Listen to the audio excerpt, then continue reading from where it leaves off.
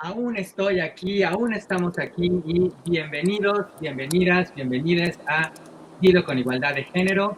Hoy vamos a estar platicando justamente sobre Aún estoy aquí, una película brasileña de 2024, de la cual ahorita les vamos a contar más, pero pues justamente ahorita les vamos a ir presentando primero lo más importante a nuestros invitados, que yo siempre, la verdad, celebro cuando están con nosotros.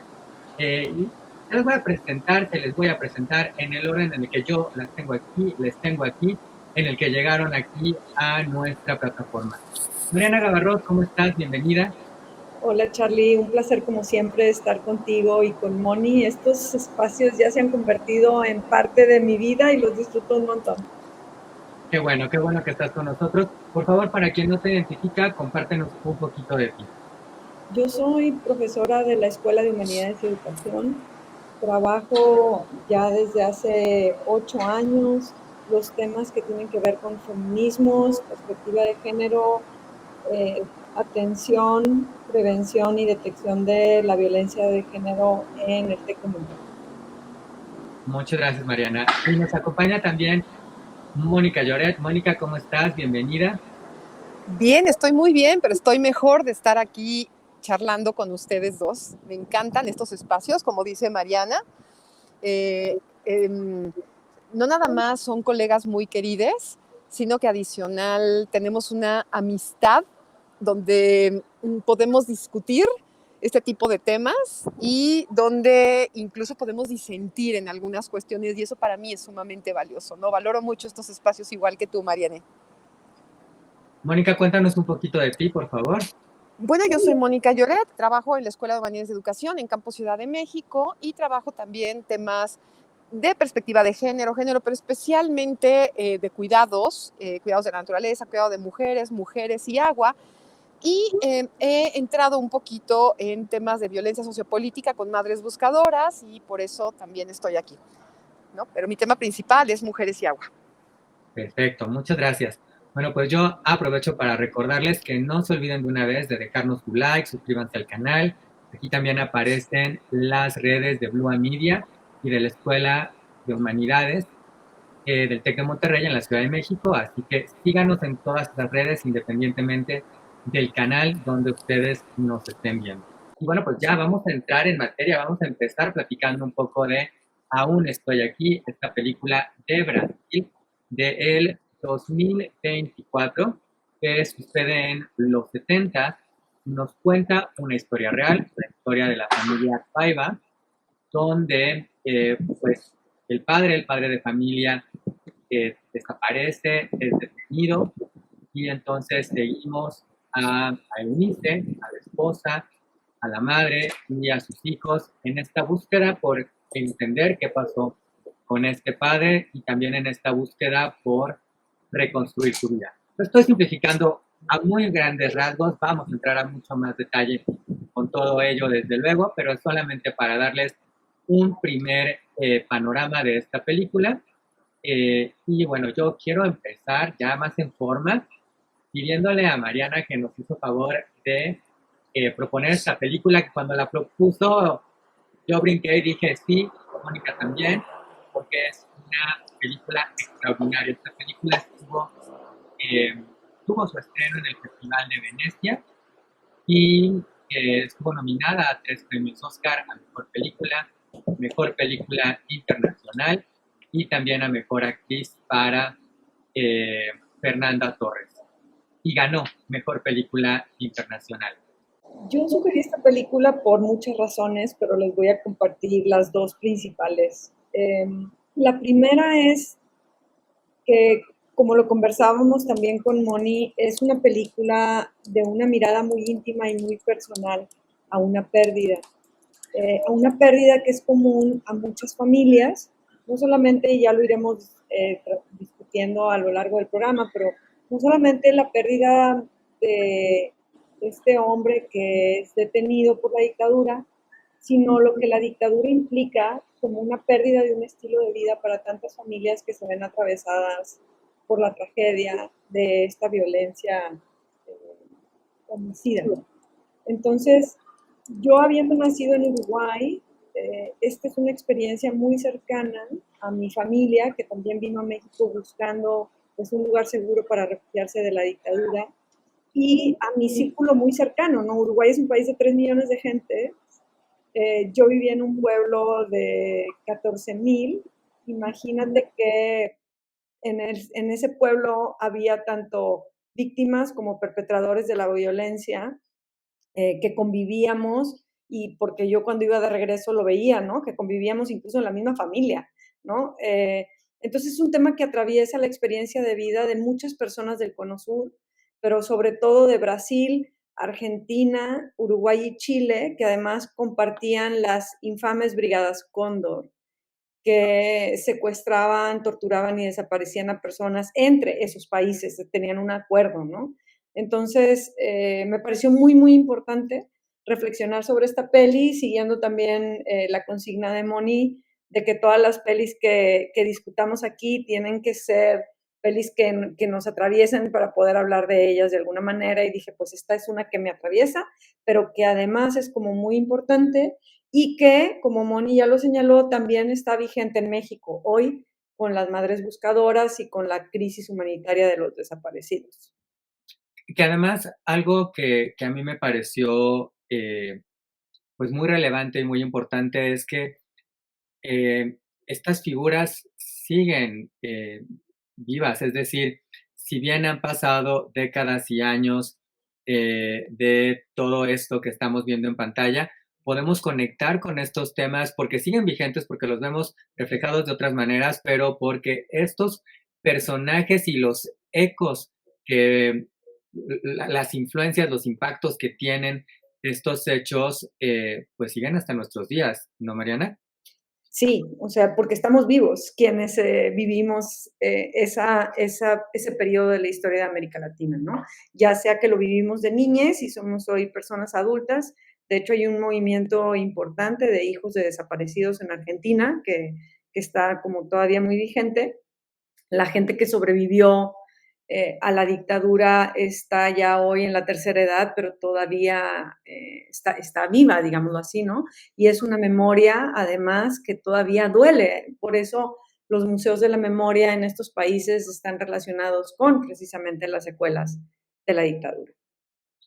Ay, me parece, la verdad es que vaya, ya vamos a irlo desmenuzando y vamos a ir recorriendo lo que pasa a lo largo de la historia, pero híjoles, es una historia que me parece muy poderosa, muy sobrecogedora, sobre todo quizás, y a lo mejor podemos empezar comentando un poquito de eso para darle también a la gente este contexto. Vaya, acuérdense que les vamos a hacer spoilers, siempre decimos que es por su bien, porque, bueno, pues es la única manera en la que podemos analizar de mejor forma la película, y vaya, yo creo que si ustedes ya la vieron, les permitirá conectar mejor con ella.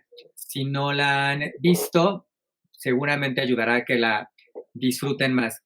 Fíjate que algo que en especial me causa impacto y que puede ya empezarnos a ayudar a entrar un poquito en estas cuestiones de el planteamiento y la mirada que nos ofrece esta película, tiene que ver con esos primeros minutos que tiene esta película donde nos presentan a la familia, ¿no? Porque esta familia vive, es una familia con 5 hijos, es una familia con mucho movimiento, es una familia muy social, es una familia que cruza la calle y tiene la playa, y la verdad es que conocemos a los Paiva y a mí me parecen una familia, vaya, entrañable. Creo que a muchos nos recuerdan esos momentos muy de familia, ¿no? Y es algo que hace muy bien la película, ¿no? Verdaderamente nos hace conocer a los Paiva, empatizar con ellos,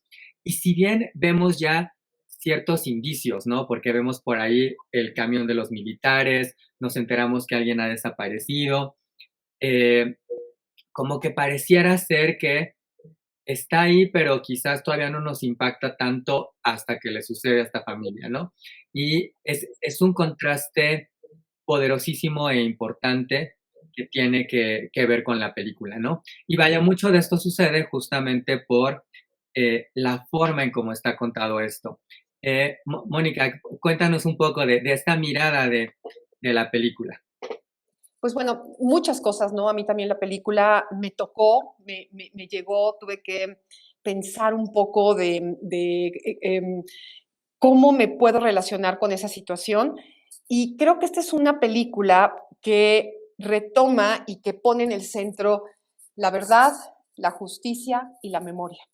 Y que está vista y que está narrada, porque está basada en el libro, ¿no? En un libro que se llama igual, Aún estoy aquí, que está escrito por el hijo, que aquí en la imagen está saliendo el chiquito, ¿no? Está hecho y está escrito desde la mirada de un niño que tenía alrededor de 6 o 7 años al momento que acontece, y aquí va el primer spoiler, que desaparecen a su papá, que se llevan a su papá, a su mamá y a una de sus hermanas presas, y que la mamá está presa 12 días, sin acceso a comunicación, abogados, nada. Yo quiero pensar en esa, en esa incertidumbre de los niños en casa sin saber si su mamá regresaba, su papá regresaba, y bueno, que le toca vivir la ausencia de los padres, el regreso de la madre después de varios días, con este dolor que venía cargando la madre, y que le toca pues conocer de la desaparición de su padre, de todo lo que acontece después de la desaparición del padre, y está vista y está narrada desde esa visión. Y algo que comentaba con Mariana hace unos minutos es cómo hemos encontrado historias que están narradas desde otras miradas, pero esta es sumamente valiosa porque está narrada desde la visión de un niño, desde la visión de alguien que le tocó vivir, como bien decías tú, Mariana, ¿no? A ti te conecta por eso, porque tú tenías más o menos esta edad cuando viviste una situación también pues una situación en una dictadura, ¿no? De migración, etcétera. Sí, claro, de migración forzada y de exilio, ¿no? Y lo que dices es impresionante porque, o sea, impresionante cómo la película lo muestra, porque en todo momento la figura de la madre es lo que sostiene la familia, ¿no? Pero tú ves en todo momento a esa mujer desde la mirada de sus hijos. Es decir, a veces parece dura, a veces parece distante, pero sabemos por qué está así, ¿no? Sabemos que está pasando por un duelo personal, por miedo, por incertidumbre, de todo lo que ella está viviendo, pero en ningún momento, a ver si lo puedo expresar bien, la película es condescendiente con ella, porque la mirada es la de su hijo, y a esa edad, las niñas no entendemos lo que está pasando. Entonces, él está viendo a su mamá, y luego es bien bonito cómo la película juega, y aquí quizás Charlie, bueno, más bien Charlie sabe más que nosotras de eso, juega con los tiempos, es decir, hay como conversaciones que tienen de niñas que luego regresan cuando ya están grandes y son conversaciones muy distintas, ¿no? Entonces, se ve como cuando las niñas, o sea, cuando las niñas están pasando por toda esa situación, incluso hay cierto enojo con su mamá, porque pareciera ser muy dura con ellas, pero luego cuando son grandes hay muchas escenas de muchísimo amor hacia la mamá y de agradecimiento. Y eso me parece fantástico, o sea, qué difícil mostrar cómo la mirada de las niñas va cambiando con la experiencia, exactamente. Es una escena muy bonita, donde la mamá le presta a ella un saco que era muy importante y le muestra como todo el amor que tiene, en medio de todo el resentimiento que tiene esta adolescente porque no se quiere ir al extranjero y su mamá la está mandando al extranjero para que ella esté segura porque está viendo que están desapareciendo sus amigos, ¿no? Entonces, esa ambivalencia de la relación con la mamá cuando ella es adolescente es muy, muy bonita y está mostrada de manera muy brillante. ¿Qué sabes, Mariana?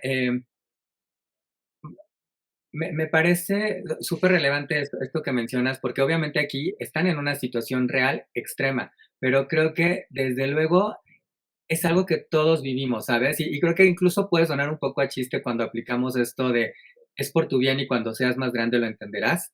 Y creo que eso es lo que hace la película, ¿no? Porque todos nos podemos identificar cuando somos niños, hay decisiones que nuestros padres toman por nosotros, porque los papás verdaderamente tienen una mirada pues más completa, contempla mejor riesgos y una serie de cuestiones que como hijos nos es difícil, ¿no? Y aquí además, porque los chicos lo vemos, por eso me parece tan importante ese inicio de la película, porque es muy bonita esta familia, es muy armoniosa, ¿no? Y entonces son estos hijos que entran, salen, suben de su casa, van a la playa, corren descalzos, tienen amigos y demás, y tienen una serie de libertades y de posibilidades, porque además es una familia de clase acomodada, donde pues está todo bastante cómodo, bastante bien, y de repente les llega el contraste. Y claro que no entienden qué está pasando,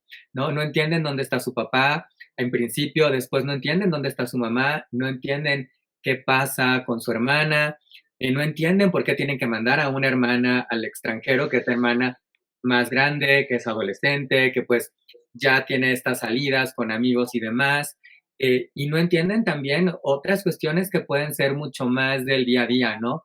Que tienen menos ayuda en casa, tienen menos presupuesto, tienen que dejar en un momento su casa, ¿no? Entonces, todos estos elementos, la película, digo, ya hablaremos sobre ello, pero es una película que también vale mucho la pena por la puesta en escena y la forma en cómo va resolviendo visualmente y a través de distintos recursos esto que sucede, ¿no? Vaya, igual y me voy a saltar aquí un poco y me estoy adelantando de más, pero creo que vale la pena un poco hacer ese contraste, ¿no? Porque esta imagen que vemos acá es una imagen que se recupera muchísimo en los materiales promocionales, en uno de los pósters más habituales de esta película, y es una imagen que vemos ya en el segundo acto, ya cuando el padre ha desaparecido, cuando ella ha regresado, y es una imagen que sucede, van a un restaurante y la cámara nos muestra un poquito como lo que está viendo Eunice, ¿no? Y entonces vemos una pareja, una familia y demás, y regresamos con ella. Y solamente a través del rostro de Fernanda Torres, vaya, por esto estuvo nominada al Oscar, por estos momentos que nos dicen todo sin que haya una sola palabra, ¿no? Y entonces vemos cómo se descompone su cara, asoma una lágrima, y es el contraste, y eso es lo que hace la película, ¿no?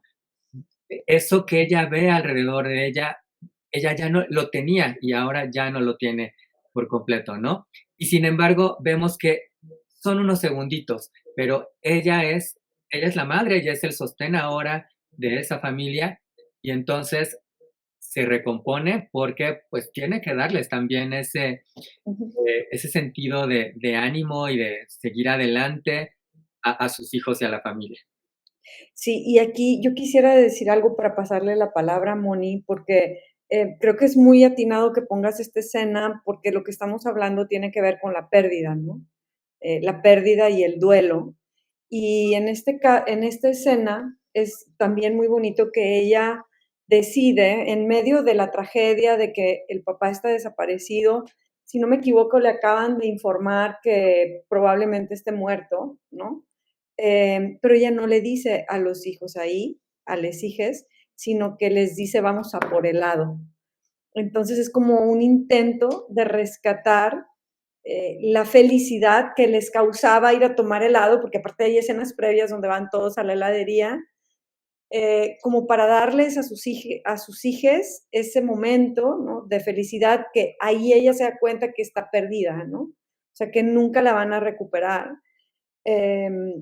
Pero sin embargo ella intenta como proteger a sus hijos, por eso yo decía, voy a hablar para darle la pauta a Mónica, hay una dimensión del cuidado de ellas y a sus hijos que no se pierde nunca en la película y que esta escena también muestra eso y muestra la pérdida de todo, o sea, no nada más perdió a su esposo, sino perdió la felicidad de su familia y perdió un estilo de vida. Y eso también conecta esta película con otras pérdidas, decíamos hace ratito, de otras madres como las madres en búsqueda de desaparecidos en México. Y ya con eso te paso la palabra, Mónica. Sí, muchas gracias. Sí, en efecto, esto hace una relación directa con las madres de la Plaza de Mayo, con los familiares que perdieron o que el Estado levantó familiares durante la Guerra Civil Española. Por eso digo que es un ejercicio de justicia, de memoria. también, por supuesto, con las madres buscadoras en México, ¿no? Me están sacando de este lugar. Ok, con las madres buscadoras en México. Pero fíjate que en esa escena, a mí me parece que ella, lo que yo alcanzo a ver es que ella está como triste, o el dolor la atraviesa, pues, porque ya no va a poder tener una familia como la que ella está viendo en una mesa contigua. Porque sí quiero decir algo, a los desaparecidos siempre se les busca como vivos, nunca se les busca como muertos, a pesar de que ella sabe que muy posiblemente, porque no hay una certeza de qué pasó con el esposo, ¿no? A los desaparecidos siempre se les busca vivos. Es parte de las metodologías y de los protocolos de las madres buscadoras aquí en México y de las madres de la Plaza de Mayo. Acuérdense que este grito de los 43 de vivos se los llevaron, vivos los queremos, ¿no? Entonces creo que es algo bien importante en cómo entendemos cómo se articula la violencia sociopolítica, cómo es las metodologías de búsqueda. Y en ese momento ya se quedó sola, como bien dicen, se quedó sin dinero, los amigos que eran parte de su comunidad tampoco la están apoyando, como que le prestaron, como que tuvieron ahí una serie de pues de cuidados con ella, pero ya se fueron, ya no están. Entonces ella se está dando cuenta. Para mí esa escena es como darse cuenta que ya se quedó sola con este problema, que no nada más de búsqueda, sino de cómo lo va a hacer y cómo va a sostener, como dice Mariana, esta familia y cómo va cuál es la narrativa, porque ahí al momento todavía no ha querido hablar directamente con sus hijos, ¿no? Justo estaba yo comentando y pensando que ahí en esa escena a ella sí le dicen que se murió, o sea, que corroboraron la muerte de él. Y esa es una diferencia también importante para el proceso de duelo, que vale la pena resaltar de la película, en el sentido de que, como bien dice Moni, a los desaparecidos se les busca como vives. Y vivos y vivas porque no hay como una prueba fehaciente con el cuerpo, ¿sí? Entonces también ahí hay una relación entre cómo se procesa una pérdida de una persona, de un ser querido, cuando hay un cuerpo o un equivalente al cuerpo, que en el caso de las buscadoras, no me dejará mentir, Moni, pero tiene que ver con los huesos que se recuperan, ¿no? O los restos que se recuperan, igual que también en la Guerra Civil Española, y eso da tranquilidad en la pérdida, ¿no? Y muchas familias no tienen eso. Ahora, ella tiene como, digamos, la posibilidad de que porque su esposo había sido senador, tenía los contactos como para rastrear qué fue lo que le pasó y a través de contactos, en la escena previa a la de la heladería, le dice una persona, ¿no? Sabemos que tu esposo murió, ¿no? Eso también me parece importantísimo, retomando lo que decíamos de la dignidad y la memoria, porque ella pudo haber simplemente dicho, ok, ya supe lo que le pasó, como que doy carpetazo y continúo con mi vida, pero no. O sea, ella cuando sabe lo que le pasó a su esposo, aún sabiendo que estaba muerto, dice, no, yo quiero que el Estado brasileño reconozca que lo mató, ¿sí? Y quiero ese certificado de defunción. Y estudia abogacía y se dedica toda su vida a la lucha social, no solamente a la búsqueda de desaparecidos, sino a la lucha social. Entonces, a mí me parece eso bien importante, porque esta distinción que plantea Moni de a un desaparecido buscarle como vivos, ¿no? Y vivos se los llevaron, vivos los queremos, tiene que ver con una reivindicación precisamente de la vida y de la memoria por la vida. Pero aún cuando hay a veces testimonios que indican que una persona murió, el reconocimiento del asesinato es importante. ¿Para qué? Para procesar la pérdida, ¿no?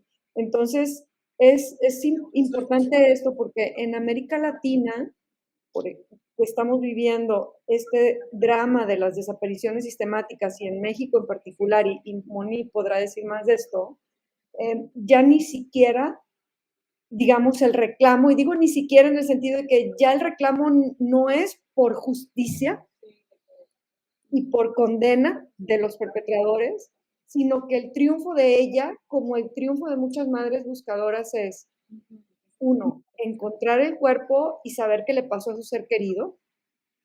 Dos, quienes ya saben qué le pasó a su ser querido, como es el caso de ella, el reconocimiento del asesinato, ¿no? Entonces la justicia pasa por otro lado que no es el derecho.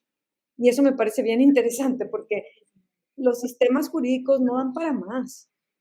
Las sentencias dejan mucho que desear, hay muy pocas sentencias cuando se trata de este tipo de crímenes, pero pareciera ser que para estas personas la justicia pasa por el reconocimiento social, ¿sí? Entonces la agenda es otra y la reivindicación es precisamente por la memoria y por la dignidad, ¿no? Y eso me parece muy potente, muy, muy potente como mensaje de la película. Y que ya entraremos más en ello en la parte final, pero al final conecta con esto de aún estoy aquí, ¿no? Es traer esto al presente y darnos cuenta que si bien sucedió hace pues como medio siglo, literalmente, pues no es algo que debemos de olvidar, ¿no? Sí, es esto de buscar respuestas y cuando, como yo decía, siempre los buscamos vivos es porque hay otros mecanismos legales que protegen a las personas cuando estamos vivas, que cuando, o sea, desaparecidos, pues, por eso se habla de desaparición, que cuando están muertas, ¿no? Entonces, yo sigo sosteniendo que ahí ella como que ya lo sabe, pero como que necesita esa evidencia del cuerpo, ¿no? Del cuerpo, porque pues la gente que le dice parece que murió ni siquiera es gente del poder político, del Estado, ¿no? Son como los amigos y tal. Y esto que dices, Mariana, de que ella tiene que estudiar leyes, ella tiene que buscar el mecanismo para el acta de defunción y para saber la verdad, qué es lo que pasó con su esposo y con todos y con otros, ¿no? Otros y otras otros y otros y otras que desaparecieron y que aparte fueron torturadas y que fueron sometidas pues, violencias sumamente, pues, explícitas y exacerbadas, ¿no? Esto habla también, y ahí es donde encuentro paralelismo con otras madres o con otras familias que buscan en cuanto a que son las familias, no es el Estado, tú lo acabas de decir, pero son las familias las que se hacen responsables de buscar, de generar los expedientes, de entender los expedientes que muchas veces son inentendibles. De hecho, hay una escena donde un abogado le dice, aquí está algo que viene del Estado, ¿no? En donde dice más o menos la narrativa de qué es lo que pasó y qué es lo que vamos a reclamarle al Estado. Y ella le dice, yo lo quiero leer, quiero conservarlo. Y el amigo, que de verdad ser amigo, le dice, ¿de verdad crees que le vas a entender? Creo que eso es algo súper interesante en la película, porque es cuando ella dice, o cuando ella se hace consciente, si alguien tiene que hacer esta chamba, soy yo, no el Estado, no le puedo dejar esto al Estado, no se lo puedo dejar a un abogado, lo tengo que hacer yo porque yo necesito saber qué pasó con mi esposo. Entonces ella es donde se va a estudiar leyes, ¿no? Termina la carrera a los 48 años y como bien dices, Mariana, se vuelve también una defensora de derechos indígenas, tierras, etcétera, pero es ella, igual que las madres buscadoras en México, igual que las madres y las abuelas de la Plaza de Mayo y las familias de los desaparecidos de los 43, quienes tienen que hacerse, pero forenses, pero abogados, pero perites, ¿no? En todo, porque no tienen ese acompañamiento y donde hay una voluntad de indistinción, ¿no? Como dice Sayak Valencia en Capitalismo Gore, pero también existe una, o sea, una falta del Estado de reconocer que tuvo que ver, que a pesar de que haya pasado muchísimo tiempo, ¿no? Es ahí donde, por ejemplo, se solicitan las disculpas públicas por parte del Estado y donde cuesta mucho trabajo que el Estado vaya y se ponga desde este lugar de sí, no nada más desaparecimos, sino que después hubo violencias en donde a los y las familiares, pero sobre a las madres en este caso, no se les acompañó, se les victimizó y se les violentó, ¿no? Con este hecho de no sé cómo te voy a acompañar, ya déjalo, nunca lo vas a encontrar, como para qué quieres saber ahorita, ¿no? Entonces, todo eso es una serie de violencias que se van articulando o son mecanismos que se van articulando, en este caso sobre Eunice, que es la madre, sobre la familia y todas las familias, ¿no? Nada más quiero decir algo último. Aquí es muy importante que en estas metodologías de búsqueda, la mayoría de las familias no buscan solas, terminan encontrando una comunidad que les sostiene, que les contribuye, que incluso mete lana, ¿no? Que conviven en experiencias, etcétera, para poder generar estas búsquedas, estos mecanismos de búsqueda. Ya es todo. Bueno, y aquí, amiga, como siempre, yo quiero precisar una cosa cuando entramos en este análisis, de que siento que lo que dices es que ella no sabía si estaba muerto o no, porque no se lo dijo un representante del Estado. O sea, sí entiendo la lectura desde ahí, pero también siento que es muy importante el testimonio y quiénes tienen acceso al testimonio y quiénes no. Es decir, como que las experiencias de duelo sí varían también dependiendo de las circunstancias de la muerte de la persona. Por ejemplo, en la película de Ruido, que no sé si ya la analizamos o no, que es maravillosa, más o menos. La comentamos un poco, no la hemos analizado, pero se la recomendamos muchísimo. Se la recomendamos y ahí es el contexto es México y es una madre que está buscando a su hija que desapareció en unas vacaciones. Entonces, la película, no, ya hacia el final, ella puede hablar con el asesino de su hija y de su testimonio, ella escucha que él la mató, ¿sí? Pero eso cambia por completo la búsqueda, ¿sí? Porque ella ya sabe, ¿no? Lo que le pasó y hay como una realidad distinta de las madres que están buscando sin saber qué pasó, ¿no? Y eso creo que sí es importante porque ella, cuando lo que sucede es que hay una persona que estuvo presa con el esposo, que vio que lo mataron, es decir, como que de testimonio en testimonio le dicen a ella, fulana de tal vio, ¿no? Que lo mataron. Y entonces ahí hay una certidumbre que otras personas no tienen. Eso por un lado. Y eso también es interesante porque algo que no sale en la película, pero que también nos ayuda a reflexionar sobre estas distintas experiencias del duelo y el cuerpo, porque ahí lo que no encuentran es su cuerpo.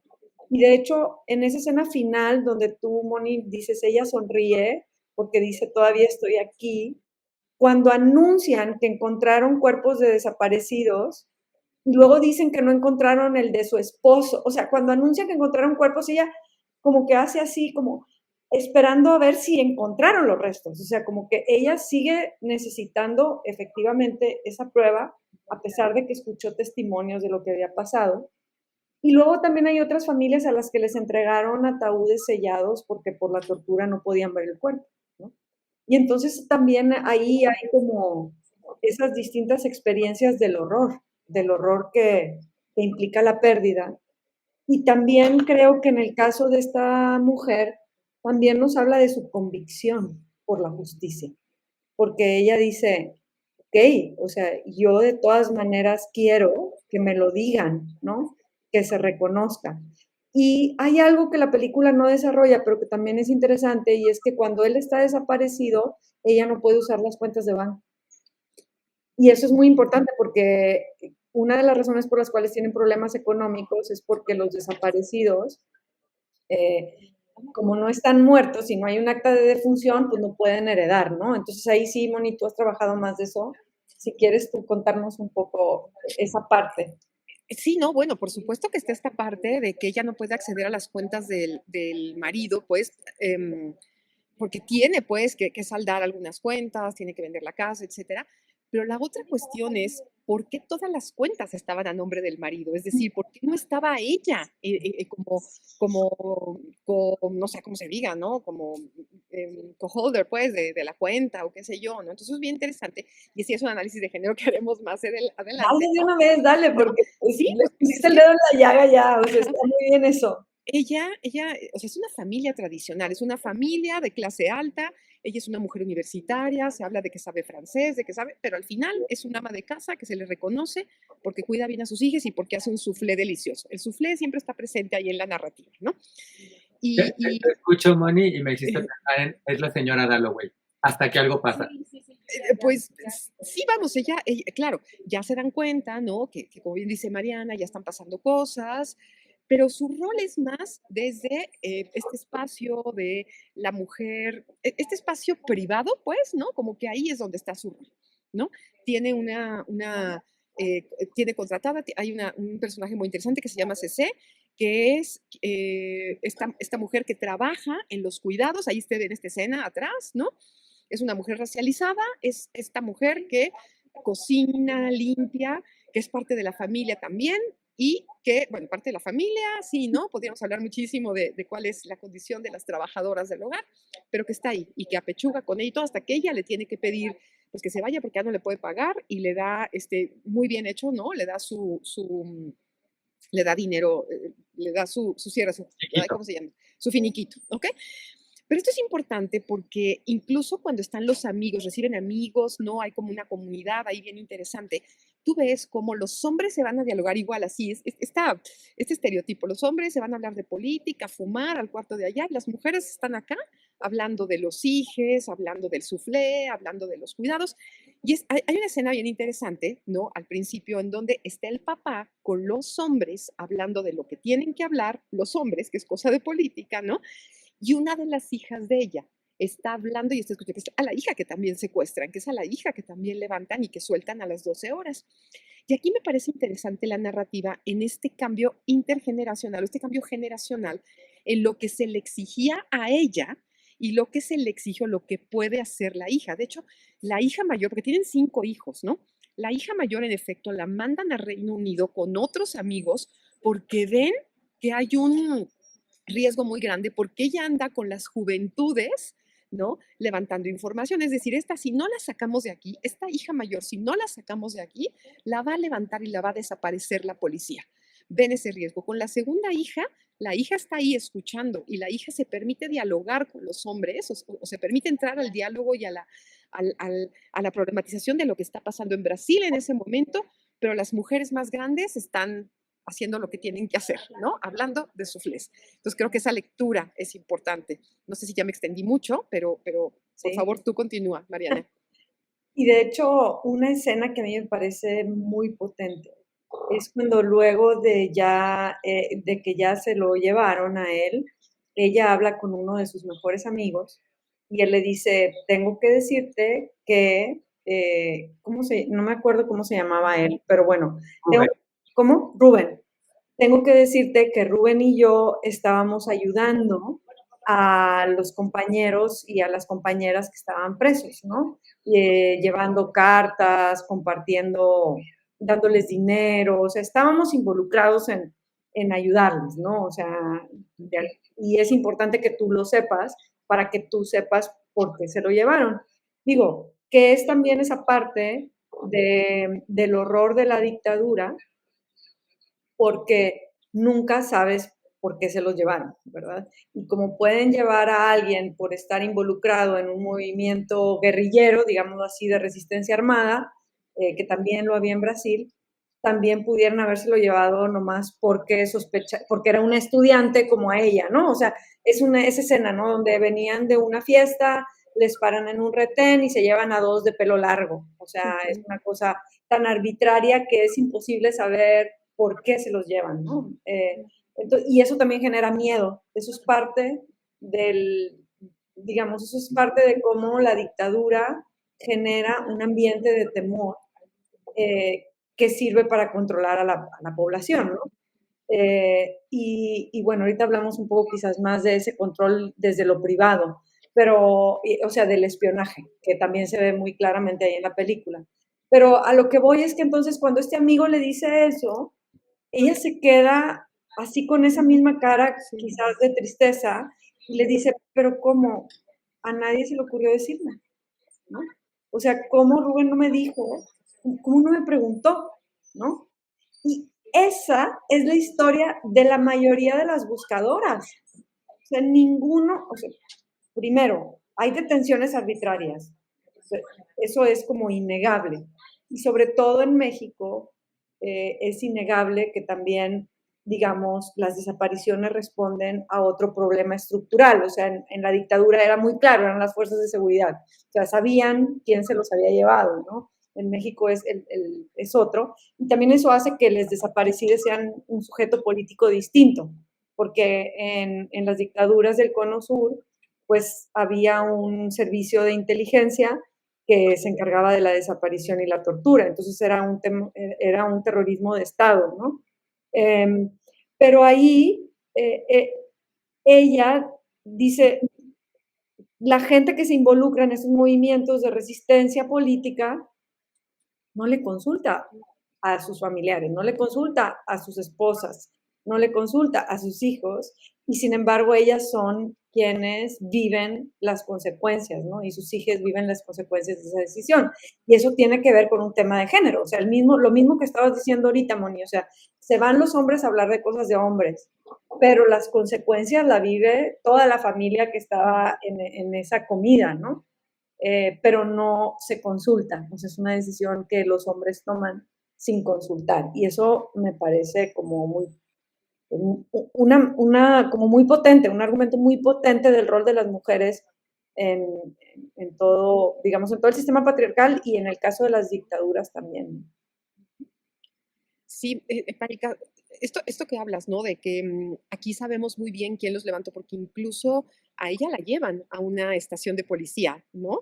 Y el Claro. coche del marido, ella lo va y lo recoge de la estación de policía. Entonces queda muy claro. Y aparte ella está en la estación de policía y está oyendo a la gente que torturan, lo está escuchando, ¿no? Es que también es un tipo de terror psicológico, ¿no? Y un tipo de tortura psicológica lo que está ella viviendo.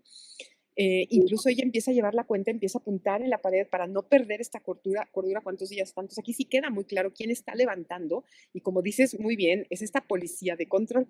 En México, en efecto, el contexto es diferente, pero sí hay que reconocer que en muchos lugares está coludida la policía o está coludido el ejército. Es decir, aunque las detenciones no las haga el ejército, aunque las detenciones no las haga la policía o la Guardia Nacional, ¿no? O o no se lleve, pues, con estas prácticas de tortura, con estas prácticas para obtener información en los cuarteles de la policía o del ejército, se hacen en otros lugares, sabemos y tenemos información de que las fuerzas del Estado están involucradas, que han participado, ¿no? Como está el caso de Ayotzinapa, que es clarísimo porque tenemos hasta videos, ¿no? Que se tomaron con drones. Entonces, sí, está, o sea, vuelvo a la idea de violencia sociopolítica, ¿no? Durante, o sea, antes, durante y después, aunque sí entiendo perfecto que el contexto de la dictadura es totalmente diferente, ¿no? En cuanto a la desaparición forzada. Sí, y a pesar de eso, todas estas similitudes que tú estás señalando están vigentes, y yo creo que eso hace que el mensaje de la película haya resonado tanto, ¿no? Tanto en el mundo en general y en América Latina en particular. Y ahorita que estábamos hablando, me acordé también de una novela, o más bien una crónica que escribe Josefina Licitra sobre las mujeres tupamaras, que es este movimiento guerrillero en Uruguay que luchaba contra la dictadura. Y en ese libro ella dice que la realidad de las mujeres que sí estaban involucradas en los movimientos de disidencia y que fueron presas no está retratada. Y eso es algo que, bueno, la película está hecha por otras razones, ¿no? O sea, muestra la mirada del hijo, pero también es cierto que, bueno, hubo mujeres como este personaje, ¿no? Que le tocó buscar. Eunice. Eunice. Hubo mujeres como Eunice que buscaron, y hay mujeres que buscan, pero también hubo mujeres militantes que fueron presas, que fueron torturadas y cuyas historias no sabemos. O sea, no sabemos tampoco quién las buscó. O sea, sabemos que las madres y las abuelas buscaban, pero no sabemos qué pasó con las parejas de esas mujeres, ¿no? Muchas veces las parejas también eran militantes, y en ese sentido desaparecían parejas, ¿no? Pero también es cierto que tenemos una deuda histórica con la memoria de las mujeres que fueron presas y torturadas también por la dictadura. Y bueno, digamos, hablando de eso, también pudiéramos retomar esta idea que teníamos de lo que hablas de los drones y lo que hablas de toda esta infraestructura. No sé, hablando de similitudes y diferencias, también me da la impresión de que en el Cono Sur muchos de los desaparecidos eran estudiantes y, digamos, profesionistas. Mientras, y claro, por supuesto, también había del movimiento de base obrera, ¿verdad? Líderes sindicales y obreros desaparecidos. Fueron miles, cientos de miles de desaparecidos, pero digamos que en el caso de México, y la búsqueda colectiva que se dio después por los cuerpos, etcétera, etcétera, ¿no? O sea, me da la impresión, Monique, en el caso de México, el tema de las desapariciones está también íntimamente ligado al tema socioeconómico. Es decir, son las poblaciones marginadas socioeconómicamente las que acuden a esta búsqueda colectiva porque no pueden tener acceso a los recursos para buscar y a los contactos. No sé, creo que eso también sería una diferencia. Eso también se retrata en Ruido, en la que acabas de mencionar, en Ruido, ¿no? De Natalia Berenstein, porque la protagonista, ¿no? Que es esta es una ficción, en Ruido sí hay una ficción, es una mujer de mayor extracto socioeconómico, ¿no? Que tiene pues más dinero para poder buscar, porque a veces tienes que sobornar, ¿no? Nada más hago rápidamente un paréntesis, sí, pero acuérdense que en el 68 fueron estudiantes. Las desapariciones del 68 fueron Por estudiantes supuesto, en claro, México, sí, ¿no? tienes toda la razón, sí. Ajá. Vale. Pero sí, a ver, aquí hay una cosa, hasta quien tiene más recursos, ¿no? O sea, sí es cierto que, porque a ver, estamos hablando de que las desapariciones en México se hacen en un estado que está cooptado por el narco. O sea, tenemos un narcoestado, tenemos una política de muerte, un necro, ¿no? Eh, ¿Quién decide quién muere y quién no? Claro. Entonces hay un contexto en donde hay grandes poblaciones cuya economía se mueve a través del narcomenudeo, donde hay también un disciplinamiento o un hacer cuentas en un territorio en donde sí desaparecen personas de un contexto diferente, ¿ok? O de un contexto quizá no tan privilegiado económicamente. Pero, a ver, esto es importante, ¿no? ¿Quién trabaja en qué también? O sea, ¿cómo Claro. ¿no? Sí, claro. Y esto es muy importante, Mariana, por esto que dice Judith Butler de qué cuerpos se pueden llorar y qué cuerpos no. Sí. O sea, como todas estas estadísticas que tenemos de desaparecidos, ¿no? No solo nos faltan 43, nos faltan 160,000, por ejemplo, ¿no? Y cuando hay un desaparecido de un contexto socioeconómico más alto, a ese sí la prensa le da voz, le pone la luz. Entonces, vuelvo a Judith Butler. ¿Qué cuerpos o qué muertes o qué desapariciones lloramos y cuáles no? ¿Qué cuerpos te importan? Sí, y fíjate, es lo que dices a mí me parece muy importante porque los 43, les 43 eran estudiantes. Ujú. Y entonces yo tuve esta conversación con compañeros y compañeras de ciencia política, etcétera, cuando hablamos de sujeto político, ¿no? O sea, cuando la sociedad se moviliza para protestar, ¿no? Cuando la sociedad sale a la calle para protestar y qué atención le ponen los medios. Y una hipótesis que teníamos nosotros cuando el tema de los 43 es que, claro, la figura de un estudiante es una figura con la que todo el mundo puede relacionarse. Ujú. Entonces, no es lo mismo decir 43 restos socios que decir 43 estudiantes. Y en ese sentido, por eso yo también hablo de los desaparecidos y hay personas que están estudiando este tema de las desapariciones también, ¿no? Como un sujeto político. O sea, y, en es, y quizás en el cono sur, sí, por un lado está el tema de socioeconómico, también está el tema de que el sujeto político estaba claro también, eran Claro. disidentes de la dictadura, ¿no? Entonces Ujú. eran personas de izquierda que eran consideradas el enemigo interno por sus ideas políticas, ¿no? Pongámoslo así.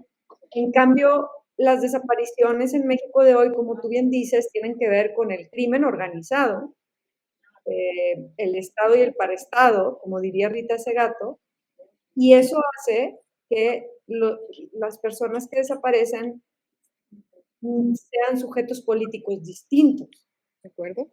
y la reacción social es distinta también en ese sentido, ¿no? Eh, Claro.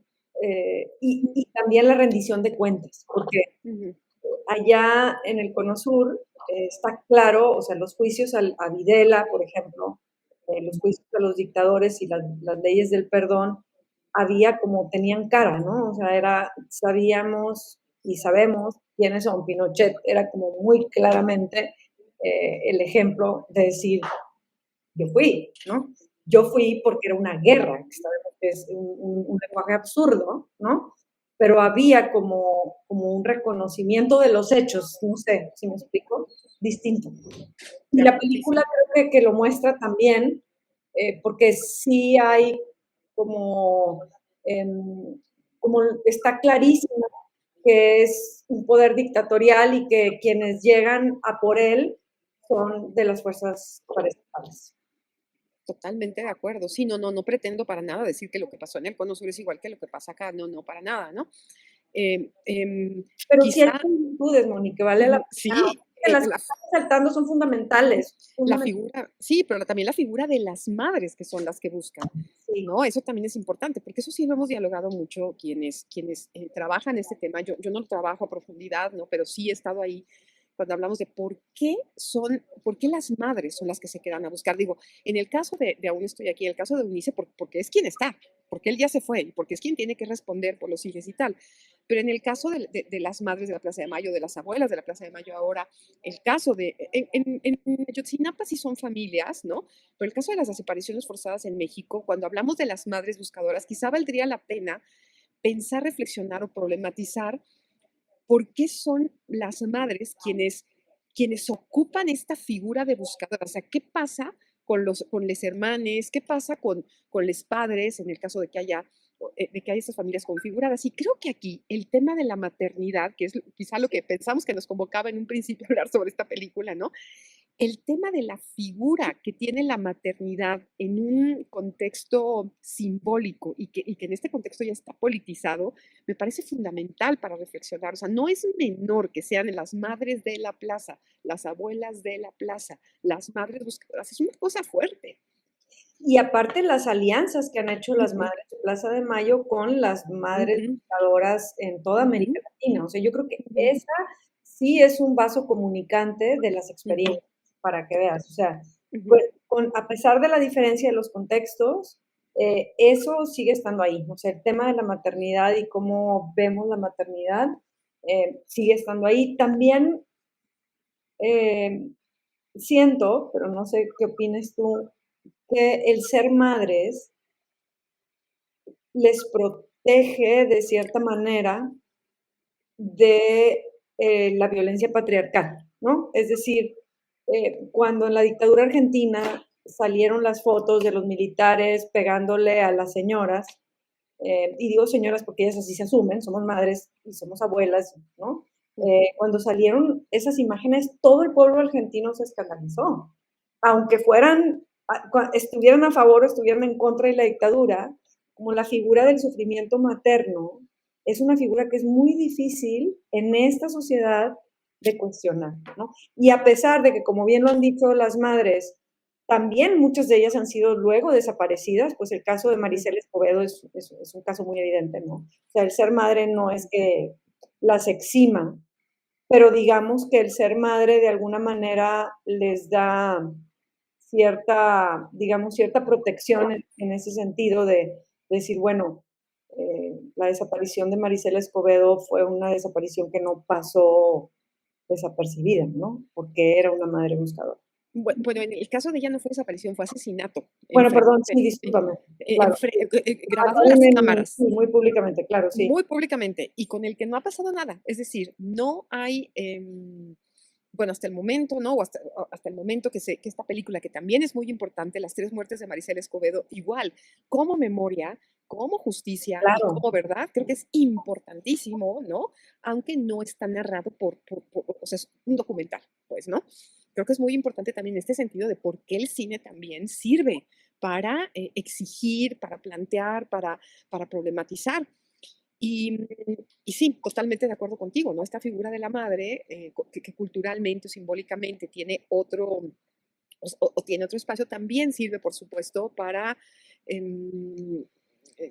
como esta figura en donde puede mover dinero, puede mover poblaciones enteras a exigir justicia o a exigir o a demandar, pues, ¿no? a demandar cuando se golpea a una mujer, ¿no? Fíjate que el caso de las mujeres acá, el caso de las madres buscadoras, tiene también otro simbolismo que tiene que ver con quiénes somos o quiénes estamos más cercanas a los cuidados, quiénes estamos más vinculadas con los cuidados, ¿no? Pues somos las mujeres, ¿no? Por supuesto, esto no es por genética, sino porque estamos más cercanas a los hijos y que em, si los padres estuvieran también más cercanos, también lo buscarían desde este dolor. Y algo que me gustaría explorar, no sé si es el momento, es el título. ¿Por qué la película, por qué el libro y por qué la película se llama Aún estoy aquí? Yo tengo una teoría que la mencioné en privado con nosotros, entre nosotros tres, y ustedes mencionaron otras cosas, y me parece súper válido, el Aún estoy aquí, ¿no? ¿Quieres hablar de ello, Mariana? ¿Por qué la Sí. película se llama así? Sí, fíjate que yo pensaba, el aún estoy aquí para todos los personajes, ¿no? Es decir, él que desaparece aún está presente porque sigue siendo una figura que articula a su familia. Ujú. Y luego Eunice, a pesar de todo, de que es lo que tú veías, sigue ahí y sigue ahí luchando y les hijes todavía están ahí, ¿no? Y yo no sé, ahora que me lo preguntas, Moni, en este otro contexto, em, aún estoy aquí también yo siento que apela a la memoria, ¿no? Totalmente. Es decir, el horror todavía está aquí. El horror Ujú, no se ha ido. Y decir eso en un Brasil de Bolsonaro ujú. y en la Argentina de Milei y en el mundo de Trump, me parece muy potente. Yo veía Aún estoy aquí, en esta foto que acaba de pasar, Eunice termina o tiene un Alzheimer, ¿no? O se desarrolla un Alzheimer que la lleva a estar en una silla de ruedas, tener Alzheimer los últimos 15 años de su vida, en donde ya no reconoce a nadie. Y esta escena que estamos viendo, que es hermosísima, ella la tiene mientras la familia está haciendo otra cosa, ¿no? Ella está enfrente de la televisión y viene toda esta narrativa de que no nada más que había pasado un poquito antes, que ella tiene el acta de defunción, ¿no? Del esposo, sino de que el Estado reconoce que hubo desaparecidos y que muchos de ellos, muchos cuerpos no fueron encontrados y que quizás se aventaron al océano. Es decir, cuando empiezan a hablar de desaparecidos y de las muertes y de las torturas, ponen la foto en pantalla o hablan especialmente de su esposo y ella, que ya tiene un Alzheimer súper avanzado y que parece que está totalmente ausente, ve a la pantalla y sonríe. Y para mí ese aún estoy aquí, todavía estoy aquí dentro de mi Alzheimer, aún estoy aquí cuando me puedo relacionar con todo eso que hice mi proyecto de vida como búsqueda. Y solo quiero decir una última cosa. No puedo hacer, porque eso no queda claro, no, yo no leí el libro, si el Alzheimer que ella tiene se detona a partir de todo lo que ella vive para lograr encontrar la verdad y lograr encontrar la justicia. Pero sí sabemos y sí hay estadísticas de cómo las familias y las madres buscadoras, sobre todo las madres buscadoras, tienen más incidencia de desarrollar cáncer. ¿Por qué? Porque ponen cáncer y algunas otras enfermedades, ¿no? Porque ponen todo su recurso, toda su energía vital, todo lo que ellas son en la búsqueda. Porque eh, este dolor y esta tristeza, y podríamos hablar desde Sara Ahmed, ¿no? La política cultural de las emociones, o sea, todo esto, todo este dolor, toda esta tristeza, todo este enojo, cómo todo eso va desgastando también los cuerpos y las cuerpas. Sí, y me parece es una maravillosa manera de cerrar. No sé, Ujú. Tati, si tú quieres agregar algo, yo con eso que dijo Moni me quedo. Yo quería agregar un poco, porque justo pienso que el aún estoy aquí me encanta como título porque puede parecer una frase sencilla quizás, pero es profundamente polisémica, ¿no? Ya Moni nos mencionaba algunos de estos significados. Este momento en el que vemos a Eunice al final de sus años también sucede cuando vemos a esta familia, ¿no? Cómo ha crecido, se ha desarrollado. Y yo la conecto también mucho con otro momento que les compartí hace un ratito, que ponía yo por aquí esta imagen, porque me parece que ese aún estoy aquí conecta desde estos primeros momentos en los que él ha desaparecido y aquí van con la familia, les van a tomar unas fotografías, ¿no? Y el fotógrafo les dice, pongan cara triste, ¿no? Porque pues se fue el papá y entonces, y la mamá Eunice les dice, no, sonrían, ¿no? O sea, es como este aliento de, pues sí, claro que la están pasando mal, claro que hay una pérdida, claro que hay una pérdida de la cual nunca se van a recuperar, pero siguen aquí, ¿no? Y entonces para mí es esos momentos de, eh, claro que sonríe, además de no quitarle a estos hijos que si bien ya perdieron muchísimo, esa posibilidad de tener un dejo de esperanza, tener momentos de normalidad, si los queremos ver así, que además me parece un momento que lo tiene en gran medida esta película, de mucha dignidad, ¿no? Al final, este programa, este contenido se llama Dilo con igualdad de género y tiene que ver con cuestiones de dignidad humana, y me parece que eso se resume muchísimo, ¿no? En estas imágenes, en todo el discurso, en toda la propuesta de la película, con estas varias interpretaciones de lo que significa aún estoy aquí, y que la propia película es un testimonio de que están aquí y de que debemos mantener presentes estas historias, ¿no? Y a lo mejor, Charlie, quizás yo ahí agregaría nada más, la escena es, la dignidad está en el resistirse a ser encasillada en la posición de víctima a Ujú. la cual se le tiene que tener lástima, que era el propósito del reportaje, ¿sí? O sea, es decir, eh, como era como el reportaje quería moldear la opinión pública para que vieran la tragedia de esta familia, para buscar al padre desaparecido. Y ella les dice: "No, sonrían". ¿Por qué? Porque ella no está buscando Que la compadezca. gente se conmisere con ella, está buscando justicia, ¿sí? Y en ese sentido, sonreír para esa foto es un acto político bien potente.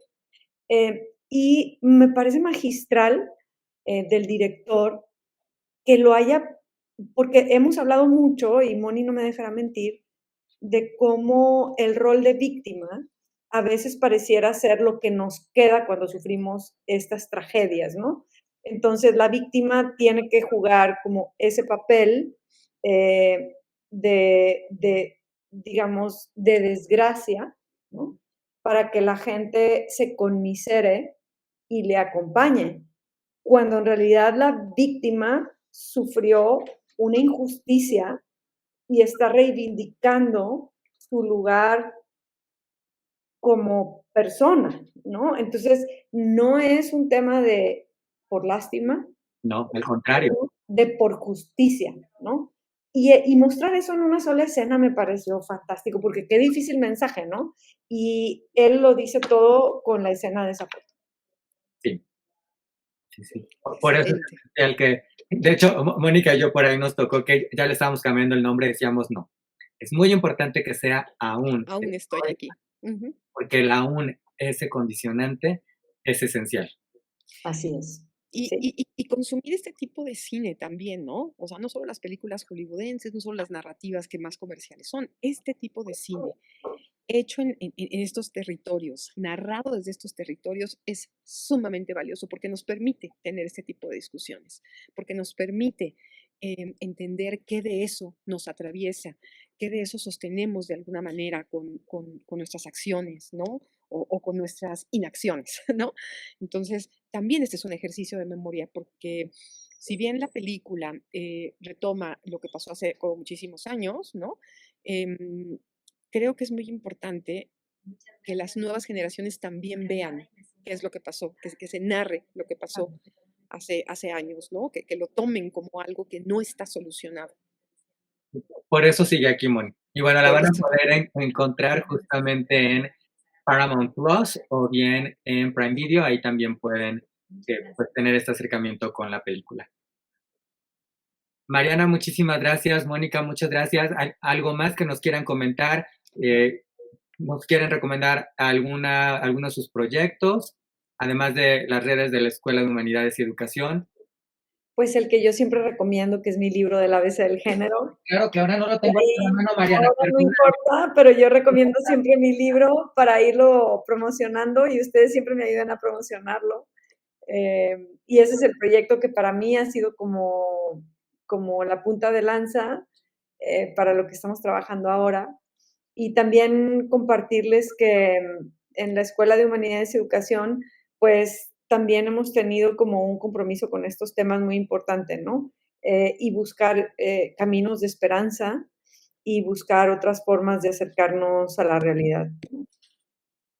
Muy importante, libro de Mariana, El ABC del género, que ahora sí que encuentran en su librería de confianza o en línea también. Así lo buscan y les llega a la puerta de su casa. O en las bibliotecas del TEC también, si no, ahí está, tenemos una buena colección porque aparte lo estamos usando como libro base para algunas materias. Perfecto, pues no se lo pierdan, la verdad es que los que ya lo leímos lo agradecemos y bueno, ustedes también pues tendrán un mejor panorama con el libro de Mariana. Mariana, muchísimas gracias, ha sido un gusto. Gracias, igualmente, gracias a los dos. La verdad es que yo siempre disfruto y aprendo. Gracias a ti, Mónica, muchas gracias. Gracias, que estén muy bien. Muchas gracias a ustedes por acompañarnos. Recuerden dejarnos su like, comenten, compartan, suscríbanse al canal. Nos vemos en un próximo Dilo con Igualdad de Género y recuerden que aún estoy aquí.